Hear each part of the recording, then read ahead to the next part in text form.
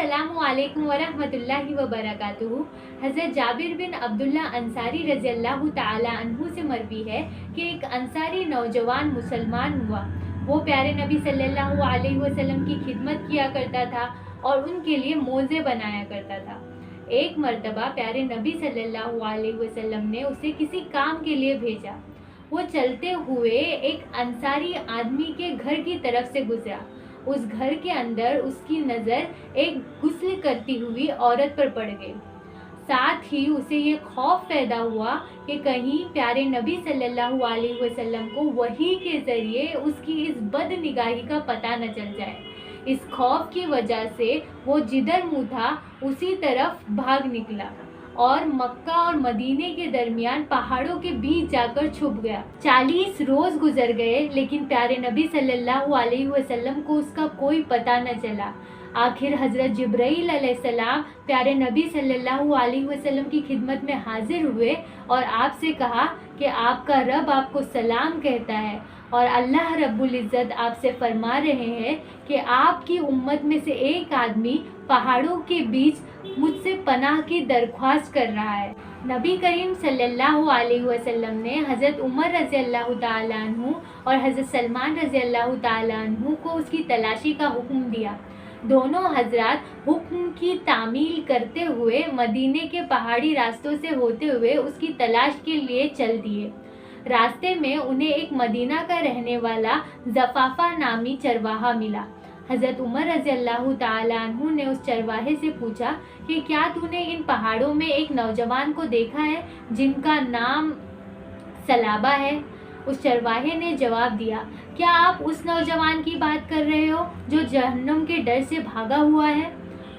हज़रत उमर रज़ी अल्लाह ताला अन्हु ने कहा कि तुम्हें कैसे पता है कि वो जहन्नुम के डर से भागा हुआ है? उस चरवाहे ने जवाब दिया कि जब आधी रात होती है तो वो नौजवान पहाड़ों से निकल कर आता है और सर पे हाथ रखे हुए कहता है कि ए काश तू मेरी रूह कब्ज़ कर लेता और इन्हें रूहों में दाखिल कर देता। ए काश तू मेरे बदन को मुर्दों में शामिल कर देता। ए काश तू मुझे रोज़े क़ियामत के दिन रुसवाई से बचा ले। हज़रत उमर रज़ी अल्लाह ताला अन्हु ने फरमाया, बस उसी नौजवान की तलाश है। वो चरवाहा उन्हें अपने साथ ले गया। जब आधी रात का वक्त आया तो वो नौजवान पहाड़ों में से निकला और सर पर हाथ रखे हुए कहने लगा, ए काश तू मेरी रूह कब्ज़ करके उन्हें रूहों में दाखिल कर देता। ए काश तू मेरे बदन को मुर्दों में शामिल कर देता। ए काश क़यामत के रोज़ तू मुझे रुसवाई से बचा ले। हज़रत जाबिर रज़ी अल्लाह ताला अन्हु कहते हैं कि हज़रत उमर रज़ी अल्लाह ताला अन्हु उसके पास गए, उसे गोद में उठा लिया। उस नौजवान ने कहा कि ए उमर, क्या रसूल अल्लाह सल्लल्लाहु अलैहि वसल्लम को मेरे गुनाह का पता चल गया है? हज़रत उमर रज़ी अल्लाह ताला अन्हु ने कहा कि इसका तो पता नहीं, अलबत्ता गुज़िश्ता कल हुज़ूर सल्लल्लाहु अलैहि वसल्लम के सामने तुम्हारा ज़िक्र निकला था और उन्होंने मुझे और सलमान को तुम्हारी तलाश का हुक्म फरमाया है। उस नौजवान ने कहा कि ए उमर, मुझे ऐसे वक्त हुज़ूर सल्लल्लाहु अलैहि वसल्लम की खिदमत में लेकर जाना जब हुज़ूर सल्लल्लाहु अलैहि वसल्लम नमाज में मशगूल हों। चुनांचा दोनों हज़रत सालबा बिन अब्दुल रहमान को साथ ले गए और जब नमाज का वक्त हुआ और जमात खड़ी हो गई तो हज़रत उमर रज़ी अल्लाह ताला अन्हु और हज़रत सलमान रज़ी अल्लाह ताला अन्हु जल्दी सफ़ में मिलकर जमात में खड़े हो गए। सालबा रज़ी अल्लाह ताला अन्हु ने जब प्यारे नबी सल्लल्लाहु अलैहि वसल्लम की क़िरात की आवाज़ सुनी तो गश खाकर गिर पड़े। आप सल्लल्लाहु अलैहि वसल्लम सलाम फेर कर जब नमाज से फारिग हुए तो हज़रत उमर रज़ी अल्लाह ताला अन्हु और हज़रत सलमान रज़ी अल्लाह ताला अन्हु से दरियाफ़्त फरमाया कि सालबा कहाँ है, उसका क्या हुआ? उन्होंने अर्ज़ किया कि या रसूल अल्लाह, सालबा यहाँ हाजिर है। आप सल्लल्लाहु अलैहि वसल्लम उठे और सालबा की तरफ जाकर उन्हें हिलाया। चुनांचा सालबा रज़ी अल्लाह ताला अन्हु होश में आ गए। आप सल्लल्लाहु अलैहि वसल्लम ने फरमाया कि सालबा, तुम इतने दिन मुझसे क्यों गायब रहे? तो उन्होंने अर्ज़ किया, या रसूल अल्लाह, मेरे गुनाह की वजह से। आप सल्लल्लाहु अलैहि वसल्लम ने फरमाया, क्या मैं तुम्हें ऐसी आयत न बता दूं जो तुम्हारी तमाम खताओं और तुम्हारे तमाम गुनाहों को मिटा दे? उन्होंने अर्ज़ किया, ज़रूर ज़रूर या रसूल अल्लाह। تو آپ صلی اللہ علیہ وسلم نے فرمایا یہ آیت پڑھا کرو، سورہ بقرہ آیت نمبر 201، ربنا آتینا فی الدنیا حسنۃ وفی الآخرۃ حسنۃ وقینا عذاب النار۔ حضرت ثعلبہ رضی اللہ تعالیٰ عنہ نے عرض کیا یا رسول اللہ میرا گناہ تو بہت بڑا ہے۔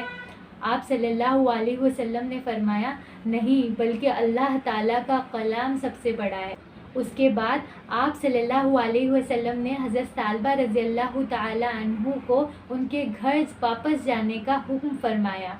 اس کے بعد ثعلبہ رضی اللہ تعالیٰ عنہ کی تقریباً 8 دن بیماری کی حالت رہی۔ پھر ایک روز حضرت سلمان رضی اللہ تعالیٰ عنہ حضور صلی اللہ علیہ وسلم کی خدمت میں حاضر ہوئے اور عرض کیا یا رسول اللہ آپ ثعلبہ کے پاس تشریف لے جائیں کیونکہ وہ غم کی وجہ سے موت کے قریب ہو گئے ہیں۔ جب رسول اللہ صلی اللہ علیہ وسلم ثعلبہ رضی اللہ تعالیٰ عنہ کے پاس پہنچے تو آپ صلی اللہ علیہ وسلم نے ان کا سر اپنے گود میں رکھ لیا۔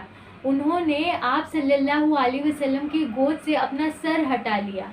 آپ صلی اللہ علیہ وسلم نے پوچھا کہ ثعلبہ تو نے اپنا سر میری گود سے کیوں ہٹا لیا؟ انہوں نے عرض کیا یا رسول اللہ میرا سر اس قابل نہیں کیونکہ یہ گناہوں سے بھرا ہوا ہے۔